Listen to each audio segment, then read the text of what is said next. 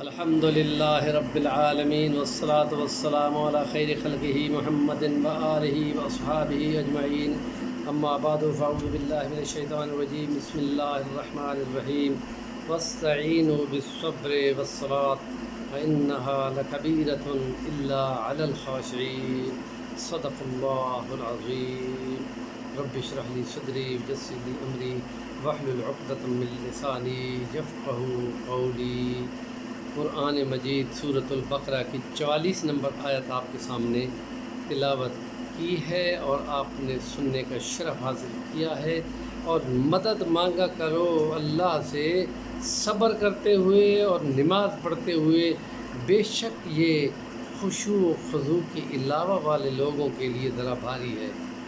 تو یہاں پر دو حکم ہیں، ایک صبر کا ہے اور ایک نماز پڑھنے کا ہے، کہ یہ زندگی مشکلات میں گھری ہوئی ہے اور اس کو امتحان کہا گیا ہے۔ اللہ فرماتا ہے لِنَبْلُوَكُمْ أَيُّكُمْ أَحْسَنُ عَمَلًا، اور کہیں کہتا ہے لِنَنْظُرَ كَيْفَ تَعْمَلُونَ، ہم دیکھیں کہ تم کیسے عمل کرتے ہو۔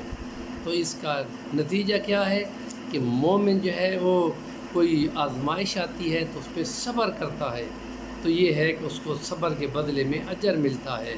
اللہ کہہ چکا ہے قرآن مجید میں ان اللہ مع الصابرین، اے صبر کرنے والو ہم تمہارے ساتھ ہیں۔ اور اگر خدا تعالیٰ کو نعمت دیتا ہے تو اس نعمت کا وہ شکرانہ پاتا کرتا ہے، اور اس کے لیے قرآن کی یہ آیت موجود ہے وَلَئِن شَكَرْتُمْ لَأَزِيدَنَّكُمْ، اگر تم شکر گزاری کرتے رہو گے تو ضرور بس ضرور ہم تمہیں اور بھی زیادہ نعمتوں سے ہمکنار کرتے رہیں گے۔ تو گویا صبر اس کو لگتا ہے تو اجر پا لیتا ہے، اور نعمت لگتی ہے تو شکرانہ بولتا ہے اور زیادہ اس کو ملتا ہے۔ یعنی دونوں صورتوں میں خدا کے ہاں مقام پاتا ہے، مقابلتاً کافر کے کہ یا مشکل آتی ہے تو حال دعائی کرتا ہے اور اس کی چیخ و پکار دوسرے محلوں میں سنائی دیتی ہے، اور اس مشکل میں مسلمان کے لیے کہا گیا ہے کہ کوئی کلمے زبان سے نہیں بول لے۔ آنکھ روتی ہے تو بے شک روتی رہے، آنکھ کے آنسو پہ کسی کا قابو نہیں ہے، وہ آنکھیں آنسو ٹپکا سکتی ہیں لیکن زبان کوئی رب کی شکایت کا کلمہ نہ بولے۔ اور اگر کچھ نعمتیں مل جائیں تو بہت زیادہ پھولے نہیں سماتا، اور پھر وہ یہ کہتا ہے کہ اللہ تیرا لاکھ شکر ہے۔